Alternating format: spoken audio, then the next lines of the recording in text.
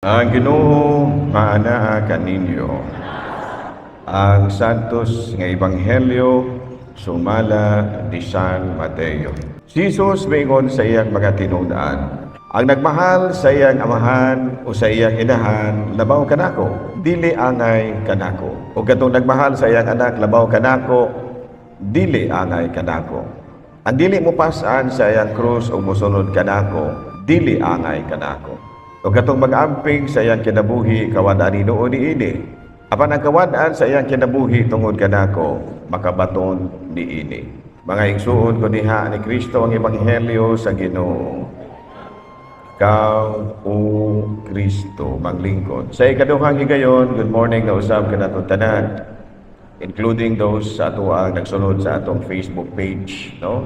Sa YouTube ug uban pang mga media, ang ato ng mga social media outlets, no? So good morning tanan. So karong adlaw gisultihan kita ni Kristo, no? Matud pa niya ang magmahal sa iyang amahan ug sa iyang inahan labaw kanako, dili angay kanako. Lakib na katong magmahal sa iyang mga anak. So this is beyond ordinary. No, we are made to choose kung asa may atong palabihon, ang ato ba pamilya o ang ato nga ang ato bang atong pagmahal sa Ginoo. But actually, it's not the case. Dili na, wala ta papilia sa Ginoo kung unsa may ato ang priority. Pamilya ba o Ginoo ba? Actually, wala. Nga naman, tungod kay ang atong pagpili, no, panalitan ang imong pilion, no, maog yun ang Ginoo. Actually, it's also for the family. No, it's very beneficial to the family kung maog yung imong pilion ang Ginoo labaw pa sa imong pamilya. Ngano ba? Doon na may ginaingon nga kining seek ye first the kingdom of God and everything will be given up to you. Sa to pa ang imo di ay pagpili, no, kada bitang mo pili kas Ginoo, no, you will choose God to be your priority. Sama ra nga maimo pong gipili gihapon ng imong pamilya. Ngano man, tungod kay once you will receive all the graces coming from God, niingon man siya nga ang tanan akong ihatag kanimo. So ang tanan nga imong naangkon kinsa may unang mabenefited ni ana. Ikaw usa ka kaamahan, usa ka kainahan. Ang unang makabenefit ni ana ang mga grasya nga imong nadawat gikan sa Dios tungod sa imong pagpili kaniya, lakip ang imong pamilya. No, klaro ba? Once ka mo asinso ka, madato ka, apil yun as papagmemon, papagmama ni mo ni ana. Once ka makaadto kag Amerika, makaadto ka asa pa na nga mga lugar nga dagko kay sweldo in terms of pesos, dako kay ka nang ikatabang sa imong pamilya. In other words, when we choose God above all things, it is always for the benefit of everybody. Klaro ba? Diyos wa maklaro. Klaro wala. Sa ito pa kung maingon ka nga, ang Ginoo gyud mo'y ako ang pilion. Ug tungod ni ana, gitabangan kas Ginoo, nagrasyahan ka, nadato ka, ni asinso kas imong pantrabaho, nilambo ang imong negosyo. Kinsa may una nimong matabangan? Pamilya na siya. No, always your family. No, always, because charity always begins at home. Klaro wala? Diyos, wag yapon maklaro. Klaro wala? Itong klaro na, amen!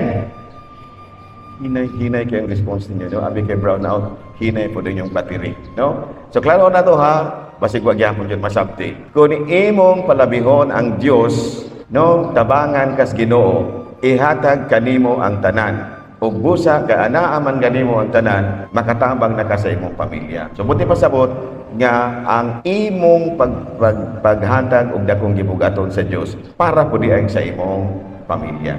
Klaro? O, sige. The second, niingon si Kristo, pasana ang imong krus. Ganun man, tungod kay sometimes, kung imo na ganing priority ang ang Ginoo, mamahimo kining sakripisyo. To give you an example, kung sabay nahitabo sa usa ka babae, tagamanhuyod. Kung sabay nahitabo, ang iyang bana, nagbagulbol na, kay kada adlaw siya musimba. Nya kung musimba gani siya, mohapil po siya panilihig sa simbahan. So murag nangigi, ang bana. No, ang nahitabo, gibadlong siya, giingna na siya dai. Hay may maayog adto na lang kamo puyo sa simbahan. No?